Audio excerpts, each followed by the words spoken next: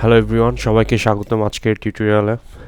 আজকে আমরা শিখব এইচটিএমএল দিয়ে কিভাবে হাইপারলিংক তৈরি করা যায় এবং এইচটিএমএল দিয়ে কিভাবে ইমেজ ওয়েবসাইটে কিভাবে ইমেজ আপলোড করতে হয়। আজকে আমরা সেটা শিখব। সো আমরা প্রথমে ভিএস কোডে ফাইল ওপেন ফোল্ডার, আমাদের আগের ফোল্ডারটা ওপেন করছি। ডেস্কটপ এইচটিএমএল বুটক্যাম্প, এই ফোল্ডারে day2.html আছে। এখন আমরা day3.html তে ওপেন করছি, তৈরি করছি।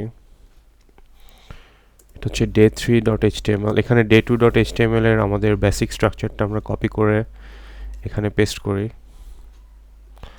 এবং ভিতরের এই জিনিসগুলি ডিলিট করে দেই। এখন আমরা একটা হাইপারলিংক তৈরি করব। হাইপারলিংক মানে হচ্ছে একটা ওয়েবসাইট থেকে অন্য আরেকটা ওয়েবসাইটে যাওয়ার যে লিঙ্ক, যেটাতে ক্লিক করলে আমরা অন্য একটা ওয়েবসাইটে চলে যাই, সেটাকে বলা হয় হাইপারলিংক। আর হাইপারলিংকে এ ট্যাগ দিয়ে উপস্থাপন করা হয়। এ লিখে জাস্ট প্রেস এন্টার এ। এখন এইচরেফ এখানে আমরা যে লিঙ্কে যেতে চাই সেই লিঙ্কটার অ্যাড্রেসটা দিতে হবে। যেমন এখানে আমরা যদি গুগলে যেতে চাই www.google.com এবং এখানে আমরা লিখব গুগল। তাহলে এইচরেফ হচ্ছে আমাদের অ্যাড্রেসটা, যে অ্যাড্রেসে আমরা যেতে চাই।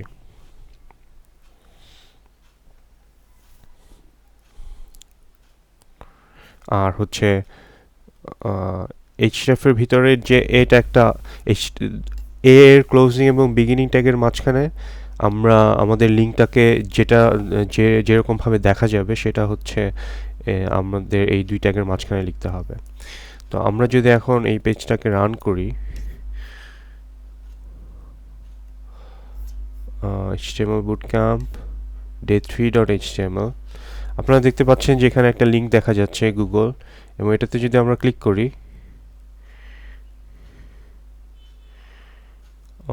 এটা এটা যাচ্ছে না।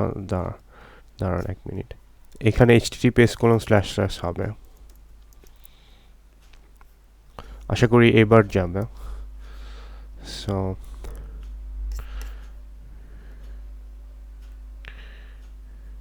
এখন আমরা এটাকে যদি রিলোড করি এবং আমরা যদি ক্লিক করি, দেখেন আমরা google.com এ চলে এসেছি।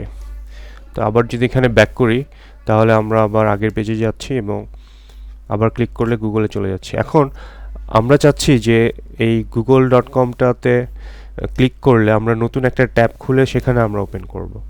তো সেটার জন্য আমাদেরকে এখানে নতুন আরেকটা অ্যাট্রিবিউট দিতে হবে। এখন এই ট্যাগের বিগিনিং ট্যাগের মাঝখানে যে লেখাগুলি লেখা হয় সেগুলিকে অ্যাট্রিবিউট বলে। যেমন এখানে hrefটা একটা অ্যাট্রিবিউট, এবং এখানে আপনি চাইলে আরও অন্যান্য অ্যাট্রিবিউট অ্যাড করতে পারেন।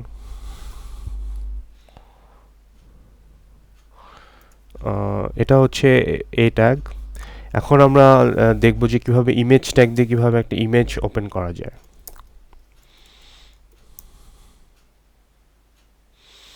ইমেজ লিখে প্রেস এন্টার। এই ইমেজ না, দিস ওয়ান। এখানে দেখেন এই ইমেজ ট্যাগের দুটো অ্যাট্রিবিউট আছে, একটা হচ্ছে সোর্স অ্যাট্রিবিউট src, আর একটা হচ্ছে অল্টার অ্যাট্রিবিউট। সোর্স অ্যাট্রিবিউটটা হচ্ছে আমরা ইমেজটা যে সোর্স থেকে আনা হবে। সো আমরা যদি এখানে একটা নতুন ফোল্ডার করি, ইমেজেস ফোল্ডারের ভিতরে আমরা একটা ইমেজ রাখবো, তারপর সেই ইমেজটাকে আমরা আমাদের ওয়েবসাইটে দেখাবো। তো এখানে যে দেখতে পাচ্ছেন আমাদের একটা beach.jpg আসছে, জেপ্যাগ। তো এটাকে আমরা ড্র্যাগ করে আমাদের ভিএস কোডে রাখবো ইমেজেস ফোল্ডারের ভিতরে। তো আমরা দেখতে পাচ্ছি ইমেজটা। এখন day3.html এর সোর্সে দেখেন এখানে আমরা লিখব images/beach.jpg। আর ইমেজটা যদিও বাই চান্স লোড করতে না পারে, তাহলে যে লেখাটা আসবে সেটা হবে alt অ্যাট্রিবিউটের ভিতরে, যেমন এটা বিচ। সো আমরা যদি আবার কন্ট্রোল সেভ এবং এটাকে ব্রাউজারে রান করি, আপনারা দেখতে পাচ্ছেন যে আমরা একটা ইমেজ দেখতে পাচ্ছি। সো আমরা যদি ভুল করে এখানে ইমেজের পরিবর্তে ইমেজে ভুল করে যদি আমরা ভুল ইউআরএল দেই, যেমন এটা একটা ভুল ইউআরএল, সো ইমেজটা সে লোড করতে পারবে না, কারণ এই ইউআরএলটা এসআরসির যে ইউআরএলটা সেটা ভুল। তো আমরা যদি এবার আমাদের ওয়েব পেজকে রিলোড করি, দেখেন ইমেজটা চলে গেছে এবং এখানে একটা বিচ লেখাটা এসেছে। সো অল্টার ট্যাগ হচ্ছে বাই চান্স যদি ইমেজকে না পাওয়া যায় তাহলে যে টেক্সটটা হবে সেটা হচ্ছে এই অল্টার ট্যাগ। তো এখন আমরা আগে এই ট্যাগের ভিতরে যেটা দেখাতে চাচ্ছিলাম যে কিভাবে আমরা নতুন একটা পেজে ওপেন করব, এই ট্যাগকে কিভাবে অন্য একটা নতুন পেজে ওপেন করব সেটা যদি দেখতে চাচ্ছিলাম, এটা আমরা গুগলে সার্চ করতে পারি how to open in new tab.